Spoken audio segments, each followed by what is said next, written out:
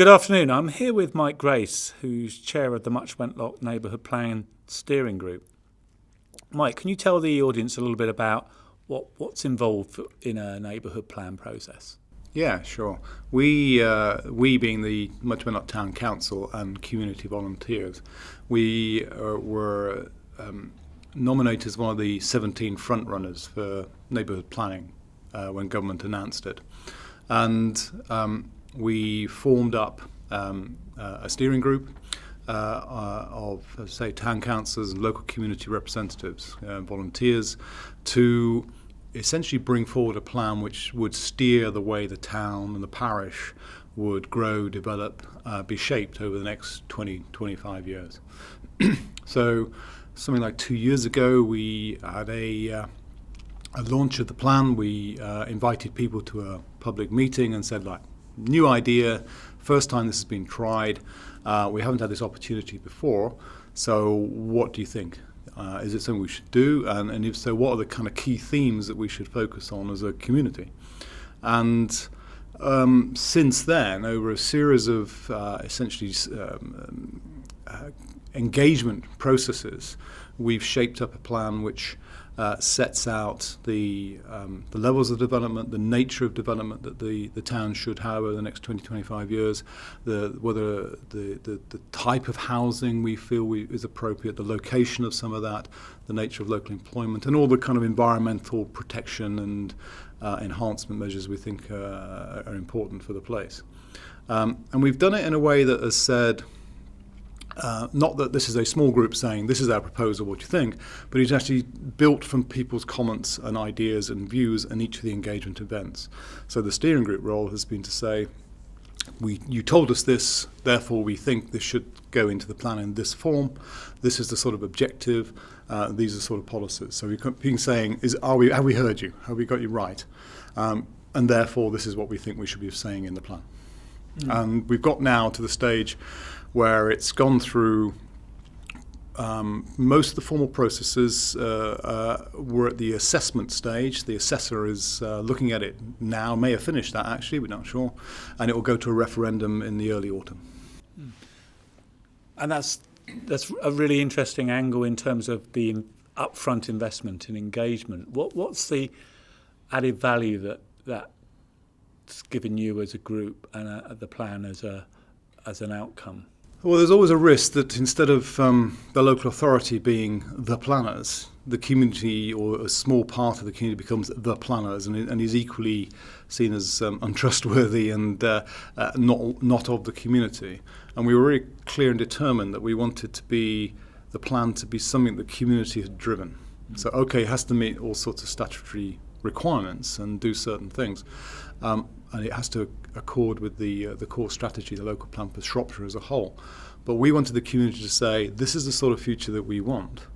And we would translate that. So our role was very much about engaging people, bringing people in various forms, whether it was a public meeting or a road show, or whether it was an event in a school or whatever, and saying this is the sort of thing that we think you're telling us. We've looked at that, we've seen what the core strategy says, we've gathered evidence around Wenlock and the future of and the kind of future direction of housing, employment, the population and so forth, and therefore we think this is the proposal we should make in the plan.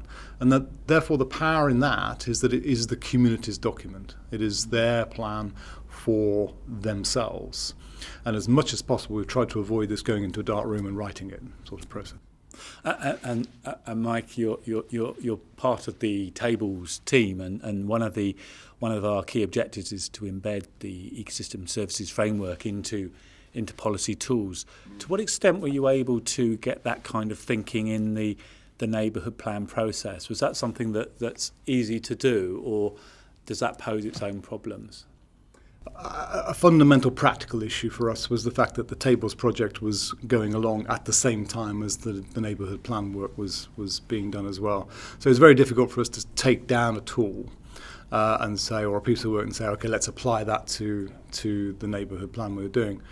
That said, it would have been hard anyway, because the nature of a community is that they're not familiar with that technical language and jargon and so forth. So And to be honest, our context of national planning policy and Shropshire policy was not written in ecosystem service language anyway, so fitting it would have been difficult. But we took a step back some weeks ago and had a look at the sort of principles that underpin ecosystem services, and we found ourselves saying, yeah, actually we did work on that. We did deliver some of those principles as we wrote the policies. And certain things are very obvious. If you're talking about enhancing biodiversity or whatever, then you kind of get that in there, and that's all right.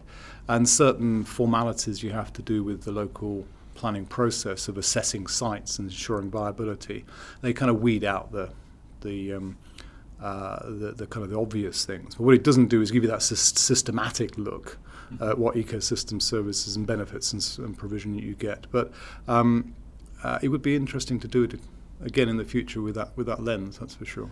And do you think that's something that as ecosystem services becomes embedded more in public policy, that's something that could occur? Because you made the important link between the other tiers not being familiar, therefore it's difficult for you to do it. Yeah, I think, well, the neighbourhood plan has to be reviewed every 3, 4, 5 years, whatever. And that's in terms of things like housing numbers and stuff. But yes, there's no reason why you couldn't go back to it and say, okay, the ecosystems approach is now better understood. This is the policy steer that we're getting. Let's have a look at it, see how it works. And maybe we'd come up with different answers. I don't know. But it would be interesting to do it. Right. And given the process that you've been through over the last 2 years or so, possibly, what have been the principal lessons that you've learned as somebody pioneering, if you like, being a front runner for the neighbourhood plan process? What's it? Don't underestimate the amount of time it takes. Don't volunteer is probably the second one.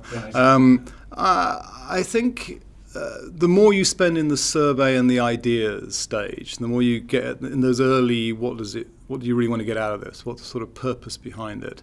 Yeah. The more you get out of it. And that would apply to an ecosystems approach as well, I think, very clearly. That's where the kind of heart of it is for me. And that gives you the principles and the ideas and the sort of sense of objective that I think many local plans, certainly at the neighbourhood level, wouldn't otherwise have. They would probably they would start off with this is the answer. You must have these numbers of houses, or this amount of development, or these infrastructure, or whatever. Whereas if you start at what does the community want, and what does the place that you are a part of give you in terms of its benefits and its services, then that gives you so much more to work with. Mike Grace, thank you very much, and best of luck with your forthcoming assessment and referendum. Thank you. Cheers.